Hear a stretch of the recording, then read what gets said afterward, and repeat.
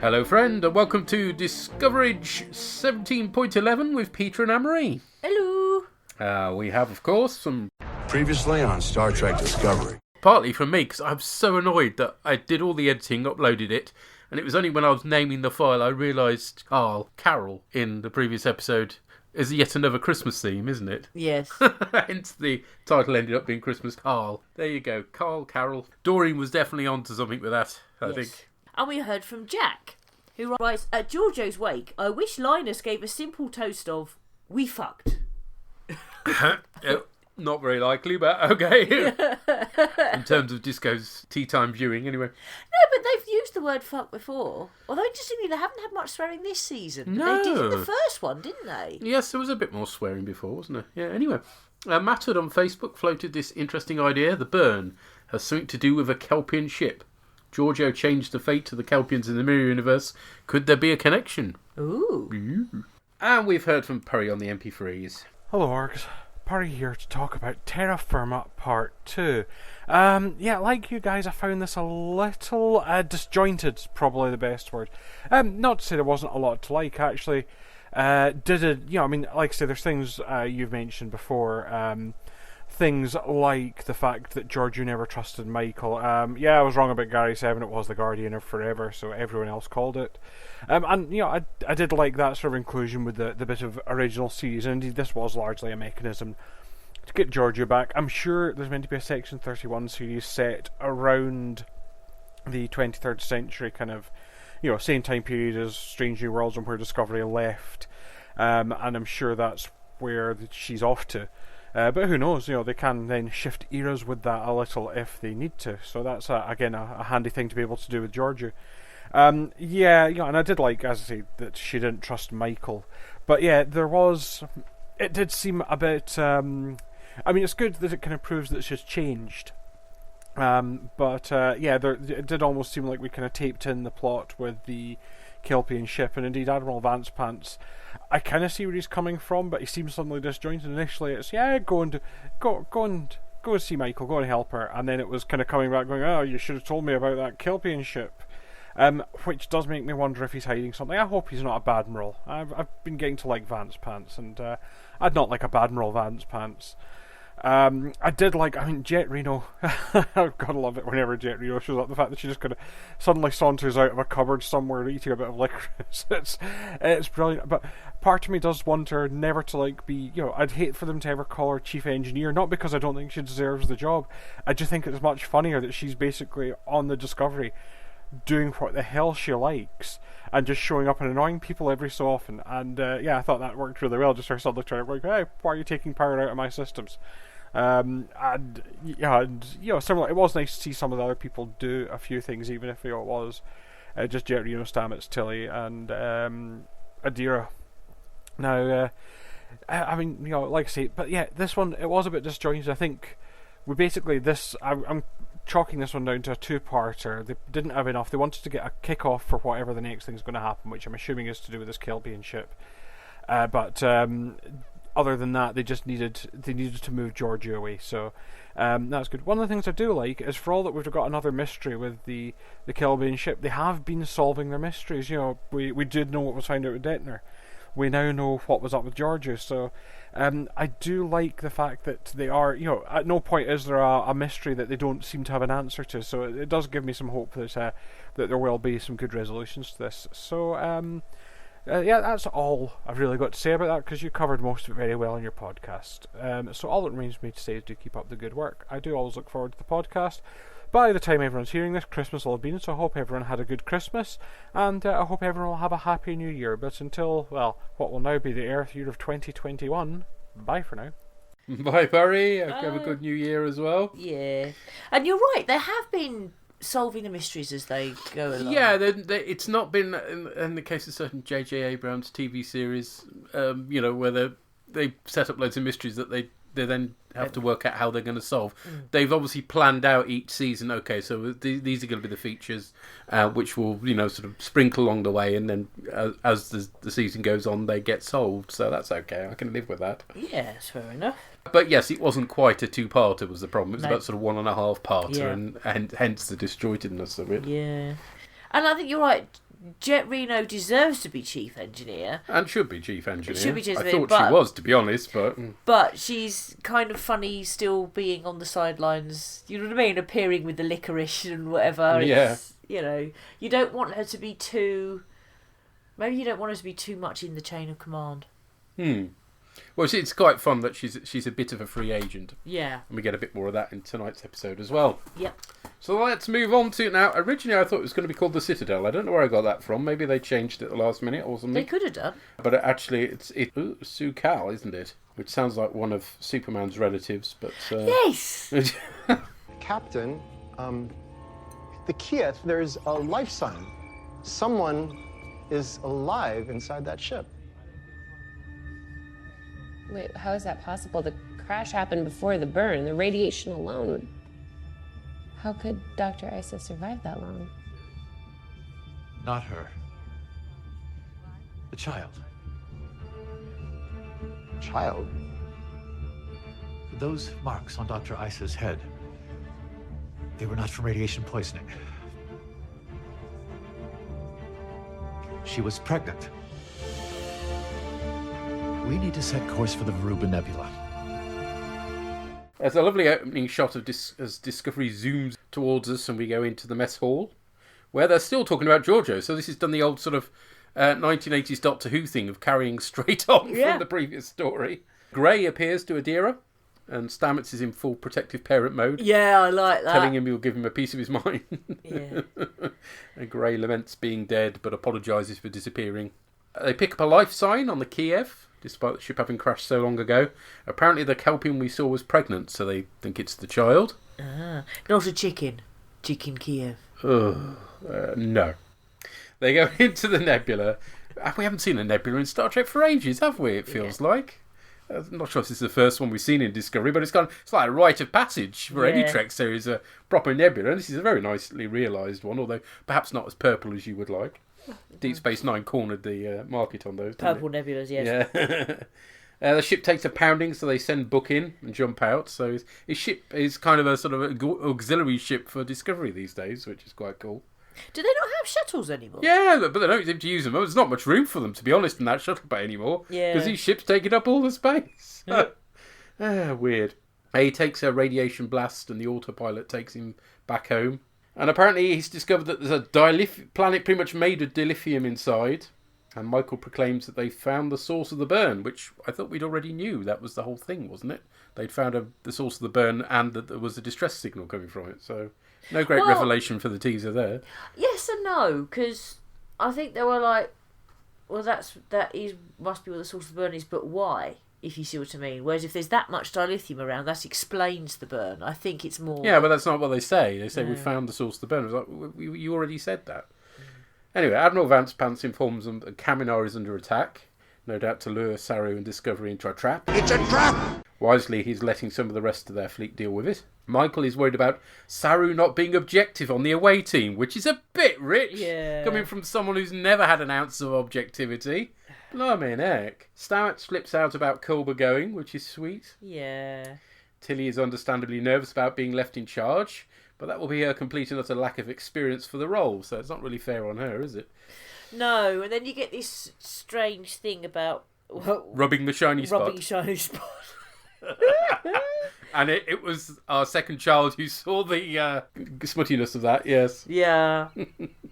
Well, she does do quite a bit of rubbing the shiny spot. She does an awful lot of that, yes. Mm. And smiles slightly when she does it.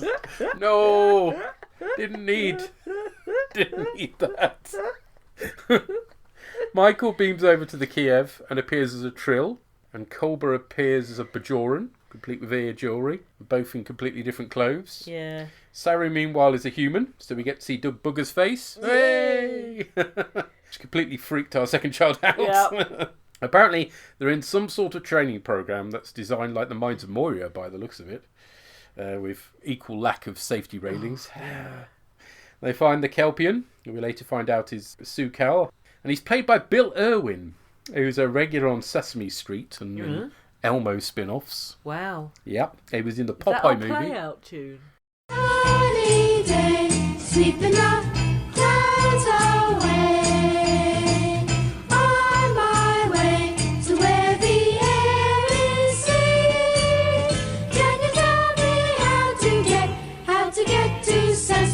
mystery. Possibly. He's also a professional clown. Yeah. But, you know, I can see why they cast him. Somebody who's very capable of doing childlike performance, obviously. Yeah. And that does kind of work. He also played the robots in Interstellar, TARS. Oh, okay. He runs off when a monster causes a door to open or something. This is obviously some part of his psyche trying to escape. Meanwhile, a Federation ship is approaching the Discovery until he works out it's actually Osiris.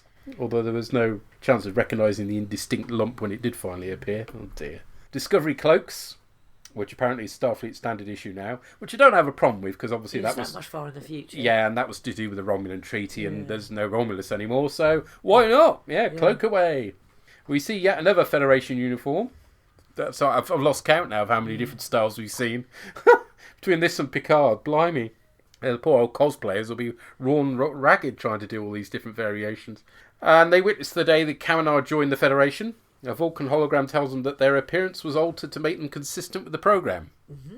But that later on they start showing signs of radiation burns. Yeah, something comes through. Yeah. So they're not holograms then, are they? No, they're not holograms. There's a hollow so filter. They've been, whilst they look Bajoran, they're not actually been... No, they haven't been rewritten. Okay, it's a filter. It's so in other words, we're seeing the filter, we're not seeing the actual reality. Yeah. Yeah, it does your head in a bit, that doesn't it? Never mind. The monster turns out to be an indistinct octopusy thing from Kelpian nursery rhymes, which chases Michael round the mines. She falls up a drop, as you do. Yeah. Well, the staircases looked a bit Escher as well, to be honest. And wakes up with a Kelpian, and she pretends to be a hologram, presumably to get him on side or something. Saru and Kolber find a hollow of a Kelpian elder, who's played by Robert Verlage, who was a Kelpian in the short trek Brightest Star. Uh-huh. And apparently was in Children of Mars, which hopefully we'll get to see next month when our copy of Picard arrives, because it ought to be on that. Yeah, we hope. And in a sweet moment, Saru lets the hollow sing him a lullaby, which sort of brings him images of Kelpian life, which is nice. Yeah. Osira hails and laughs at the idea of Tilly being left in charge. But to give her her due, Tilly talks a tough talk, which is needed for the occasion. Things go worse on the planet with Su'Kal, who's feeling threatened by his monster. This affects the Discovery somehow, and it's something to do with maybe he calls the burn or something. It's because he freaks out. Yeah. And his instinctive reaction when he freaks out is to kind of throw a force field or something, and it's not something he's planning to do. It's an instinctive, deliberate reaction, and that's what causes the burn. And Kolber says that it's to do with the fact that his DNA, because you know they had to do the rewrite the DNA from before, well his DNA has acclimatized to the combination of the radiation and the dilithium in utero, and he is somehow using that, so he doesn't mean to cause the burn. If it's an instinctive fear reaction in him, but the radiation dilithium combination is not a good one. Well, that affects the ships in orbit and they decloak. And because it's like the burn, then the lithium nearly goes kaput or something. Yeah. So annoyingly, we get Stamets ordering Reno to lock down the warp core, but they're not in engineering for the umpteenth time. They should be showing engineering at this point. They don't have the warp core there because they're not in engineering. How can she... Oh. Build engineering, you lazy cheapskates. Book leaves to rescue the away team. Saru calms Su'Kal by singing the nursery rhyme that we heard earlier. Discovery goes to jump, but then they're boarded by the chain somehow through their shields. That's not supposed to happen.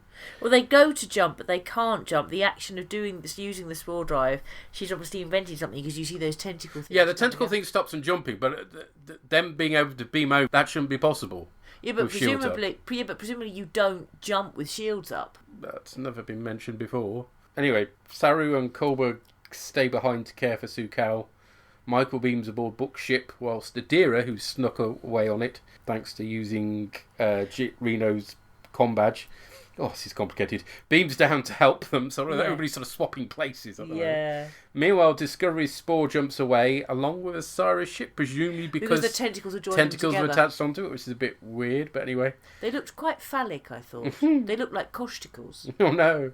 So, yeah, it's a bit of a messy ending, it has to be, to what was otherwise a good episode. There was a lovely sort of fantasy element to it, all those sort of dragony things in the sky, and that sort of castle, Mines of Moria place, and...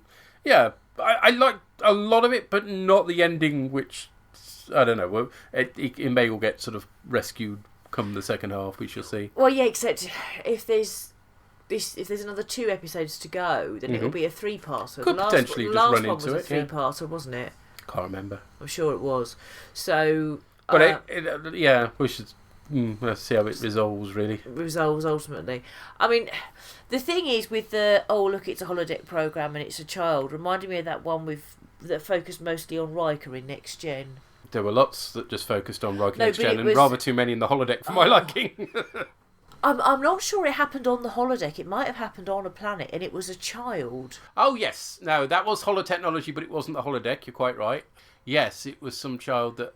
In fact, the similarities are quite strong. Think of it. That was what was striking me the whole time I was watching. Yeah, because initially he thinks he's been captured by the Romulans, doesn't he?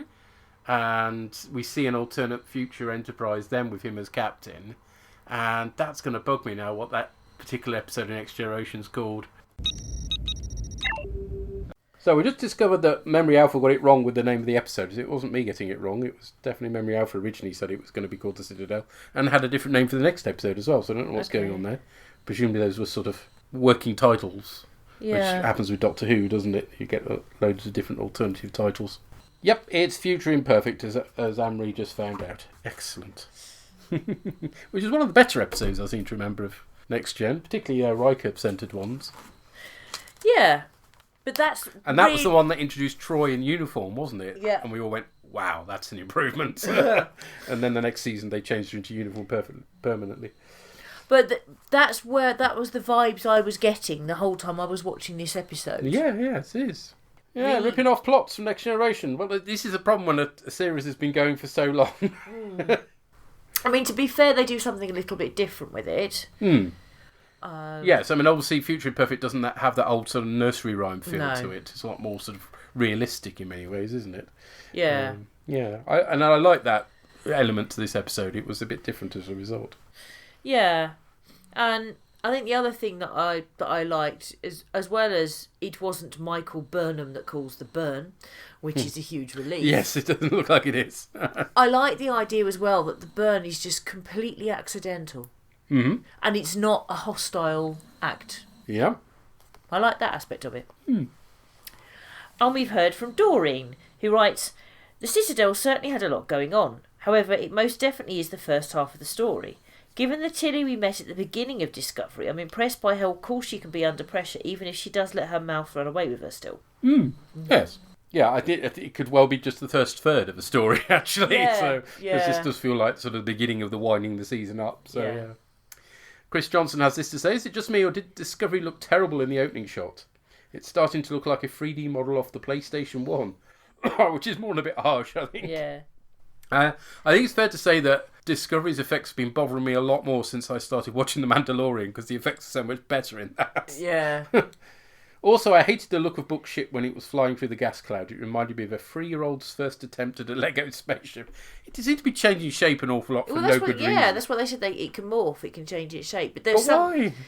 So that it can fit through smaller gaps. But well, it's not. It makes itself bigger, doesn't it? In some cases, but in some cases smaller, some cases. But the thing is, the looks of some of them, actually, I can see where he's coming from, but it reminded me of your shitty advent calendar this year, to be honest. Well, let's not dwell on that, yes.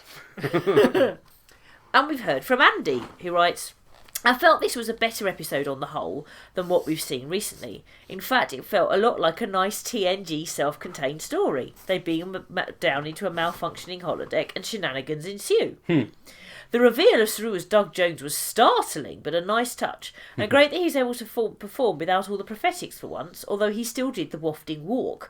And I noticed that Su'Kal did the wafting walk as well. It's clearly a Kelpian thing. Yes. They all have sneaky farts. And and Tilly, for the most part, was fine as XO. All that said, security protocols on board Discovery are a joke. Even as the chain was boarding the ship and before they got to the bridge, no one made any attempt to lock out the main computer or enact any sort of intruder countermeasures. They have cute little R2 work droids. Where are the hunter-killer security bots?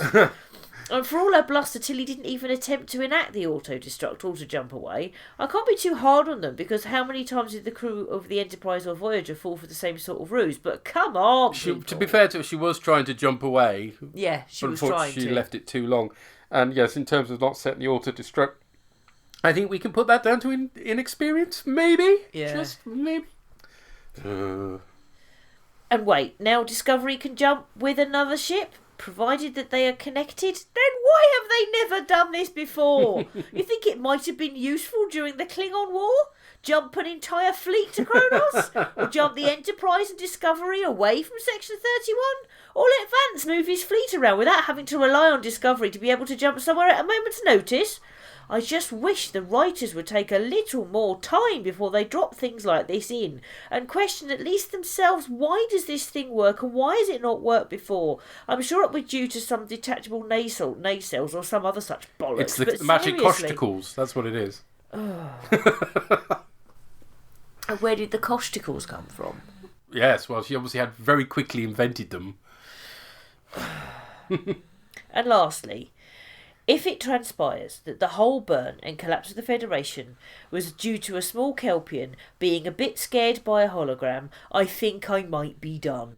Oh dear. It's the sort of plot point that would work really well for a standalone episode, like why a ship is damaged in a drift. I'm reminded of the USS Vico from Hero Worship.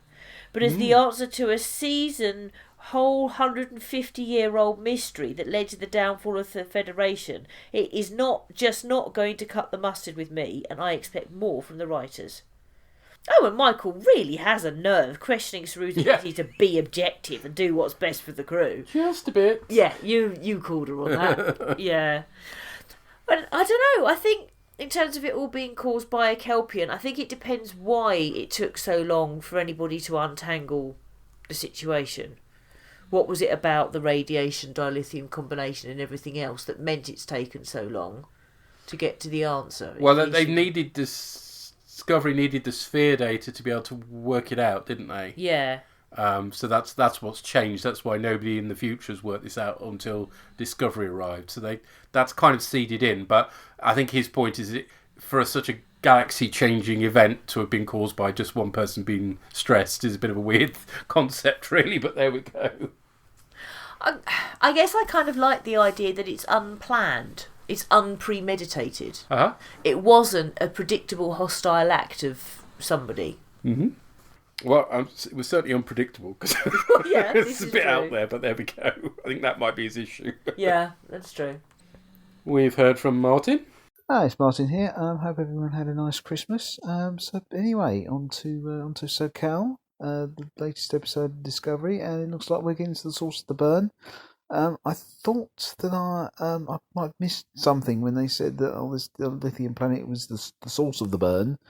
I was like, okay, well, how does that happen? How has it managed to make everything in every dilithium explode? But obviously it's something to do with symbiosis and how Su'Kal himself is tied to everything, which isn't surprising these days. It always makes me think of Buffy, which is a big influence on a lot of shows these days, which kind of had the monster as metaphor.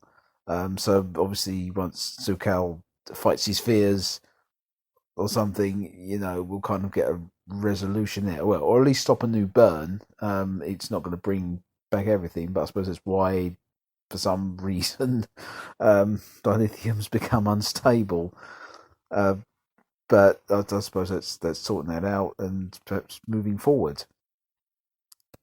And we kind of end up in another kind of hollow landscape, don't we? And that we do have some fun with everybody kind of swapping races, which I thought was a lot of fun.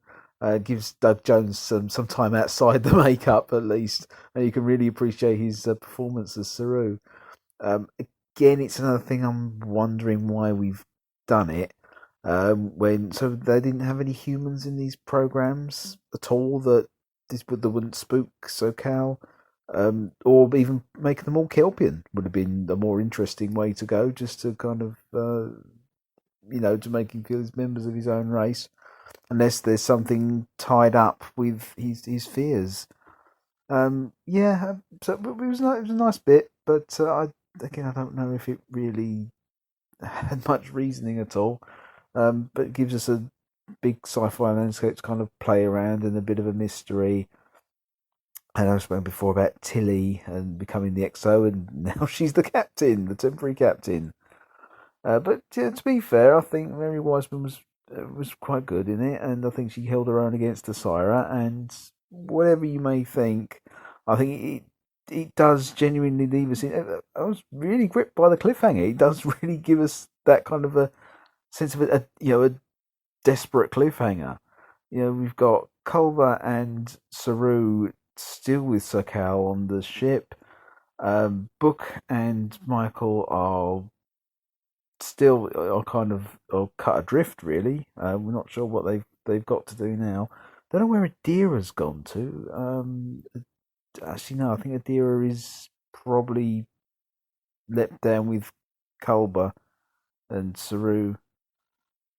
Probably see them in the next episode.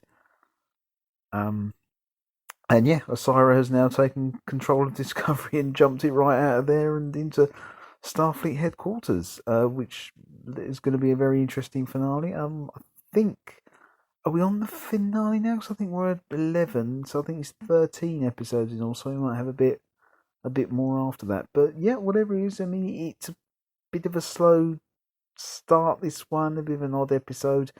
But it's, again, leading us into some really interesting stuff, and everything seems to be coming to a head. So, so we're looking forward to see how it all plays out. Okay, thank you. Cheers. Bye. So, yeah, it's a good point about the race swapping stuff, because, surely Saru should be able to be a Kelpian, because the guy's a Kelpian. He knows what Kelpians are. Yeah, I mean, there are different races in it because of the Federation people that are there, and I guess if you're having an educational holographic program, it'd be good to show different races from different places in the universe. Quite why it's assigned those particular ones to them, I don't know. And yes, there shouldn't be a problem. One of them being Kelpian, you would have thought. But anyway, yeah. Unless it just decided that when the rescuers turned up, whatever they looked like, that was the holo filter it was putting on them just in case. It's all a bit bizarre, that, though. I think it's just done for impact value. Yeah, which is just... And why is a small child being frightened having such an effect on all of the dilithium everywhere? A big impact because of the proximity of the massive dilithium planet and the radiation, I get, but all of it everywhere? Well, that hopefully might get explained. We shall see. Adira is now heading down to the planets, but it was quite confusing, people going in different directions right at the end. Yes. Yeah, because they realised that there was the very real risk that they wouldn't get back in the 4 hours, and obviously Hugh is Adira's sort of surrogate dad. So Dad too. Yeah. My two dads. Yes. So Adira's like, no, we've got to save Hugh. So they've beamed down with radiation meds. Yeah. Cool. Well, thank you, Martin. Thank you. And we've heard from the Llama God. Llama God's lag, Scottig, Feekit, Yayig, Shakjake. Burn, baby. Burn. Well, here we go again then. The Discovery starting off well and strong at the start of the season, and then slowly going off the rails as the season continues. Yeah, this is pretty much what I was worried about. Yeah, tonight's episode, on the surface, seems interesting and exciting, but actually it's a bit unsatisfying. At least it was for me, really. It doesn't seem like a complete episode because it doesn't really finish what it's set out to do. So we have the main plot with Michael, Saru, and Culber beaming onto the KSF Kiev because they're not chicken, and instead they find themselves off in Narnia or something. It's not Narnia, it's a holo program, and it's to protect the babe. What babe? The power?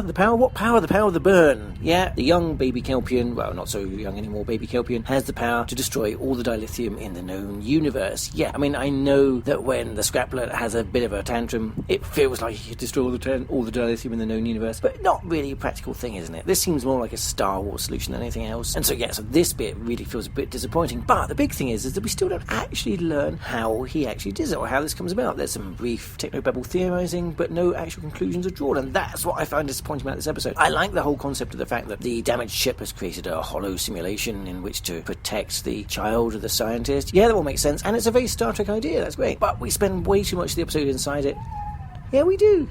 Here we do, careful, don't cause a burn now, huh? We spend too much of the episode inside it, and we don't get any answers to the end as how it actually happened. If it had been a single episode and there'd been more of the other plot, then this might have actually felt satisfying. But this is another instance, I think, where they had an idea and some story, and just slightly too much to fit the running time, so they've split it into 2 episodes. So, yeah, if they were going to give us an episode where they promised us the origins of the burn, then I would have liked to have found the origins of the burn properly and explained why the hell a magic baby can just make everything in the universe blow up. And that's more disappointing because the other part of the episode, Tilly being in charge of the Discovery, is really good and really satisfying. Tilly actually makes a good, decent captain. She makes good decisions. Yeah, okay, the Discovery gets captured by the end of the episode. But on the whole, I can't really question her decisions. She was staying by the Nebula to protect the away team, which she should do. And when it seemed like it was me too dangerous, she was getting ready to transport away. She just didn't realise that a Sire could do what a Sire could actually do. And they weren't ready for the magical burst from the baby either. So yeah, I'm not really going to complain too much at all about how she handled things there. And of course, with the Discovery on its way now to aid a Sire in wiping out the Federation, it's definitely setting up a good cliffhanger and an oh my god, how are they going to get out of this one next week? Or over the next 2 weeks. I think we've got 2 episodes left, isn't it? So yeah, that's a great setup, and I'd just like to have seen more of that, and would have really liked to have had the whole source of the burn issue resolved. Yeah, it's obviously going to be picked up and completed in the next few episodes, but on its own, this one didn't really feel that satisfying. We also discovered that Discovery can cloak, which I don't have a problem with, because the only reason that Federation ships couldn't cloak before was the whole Romulan Federation treaty, and obviously with the whole Romulus-Vulcan-Nivar scenario, then you can understand why those laws would have changed over time, so it makes as much sense as anything else here. In fact, it makes more sense than bloody detachable warp nacelles. But the high point of the episode, I think, for both Joe and myself, was Michael's concerns that Saru might not be able to be objective. Excuse me, you fucking what? Hypocritical much? Michael, of all people, is worried that someone else can't be objective? I mean, I guess it takes one to know one, but still, the bloody cheek of it.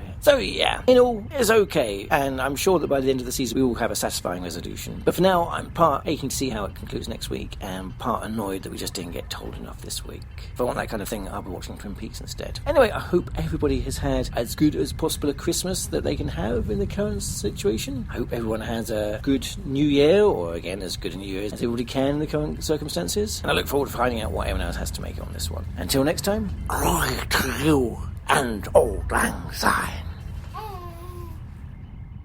Yeah, also went to a chicken place. Yes. And yes, I can see why you're a bit freaked out by the idea of a child could cause the burn. Your little giggling scraplet in the background. And you're right. Tilly generally does make good decisions. They all look at her when she says she's going to do the auto-destruct. But if she had reacted quick enough and done it, that would be better than the baddies having the ship. It wasn't the wrong... For all the looks they were giving her, that was not the wrong call to make. And, you know, she stays where she's supposed to stay, and then, you know, so each time along the way she does make the right decisions. I think the issue is the speed at which she's making things, which, as you said, is it's experience, isn't it? Somebody who had more experience would be able to make those decisions quicker. Yeah, I mean, we would hope that any number of the more senior officers on the ship would have made a better go at it, but, you know, we won't know because idiotic and, you know, as Andy pointed out in his feedback, you know, there have been plenty more experienced captains in Voyager and the Next Gen who've fallen for the same shit. Yeah, that's true. Let's face it, it's all for plot convenience, isn't it? So, and just generally, I think everything in this episode makes about as much sense as detachable nacelles, really. Yes. And brand new mind control devices as well, which look very convenient. Oh, yeah. Yeah. Although I did like the look of Osira's, almost they look like Federation troops from Blake 7. Yes, they did look Blake 7, the ones that went into Hall Stamets. Yes. Yeah. They did. Oh, She's no Servalan though, is she? Let's face it. No. Does she have a cosplay Travis? Ooh, we can only hope. Primos! Well, there we go. I hope you have a fantastic New Year's along with Scraplet and Joe. Yeah. And yes, I hope everybody else has a Happy New Year's. Happy New Year's to everybody's. Be recording this, I guess, in the... I always lose the track a bit at the end of the year, but... yes, New Year's on Friday, isn't it? So we're recording on the 2nd. Wow, yes, 2021. Here we come. Yeah, 2nd of January, wow. So do feel free to send in your thoughts either about the next episode, which is called... And Memory Alpha has changed its mind on this one as well now. Oh, right. It is now called There Is a Tide, which is a crap title. Oh, it's not about all those idiots eating them dishwasher tablets, is it? What? Were they called Tide Pods? Oh, gosh, no. I shouldn't think so, no. Okay. There we are. or feel free to send in your thoughts on previous episodes either. We're always happy to hear what you think of them. Yeah. And we'll catch you then. Take care. Cheery bye. Bye. With thanks to Andy Palastides for the Borgcast Discovery artwork. All music referenced is for illustrative purposes only, and no copyright infringement is intended. Find our website at borgcast.libsyn.com. We have a Facebook page, and we have a YouTube channel as well. You can find the Borgcast playouts on Spotify for your listening pleasure. Visit our Tumblr site at borgcast.tumblr.com, where you'll find images accompanying the episodes discussed in this cast. Send emails or MP3s to borgcast@gmail.com. Or you can contact us via Twitter on rev_org or borgcastammo. #Borgcast. How to get to Sesame Street. How to get to Sesame Street. How to get to Sesame Street. How to get to Sesame Street.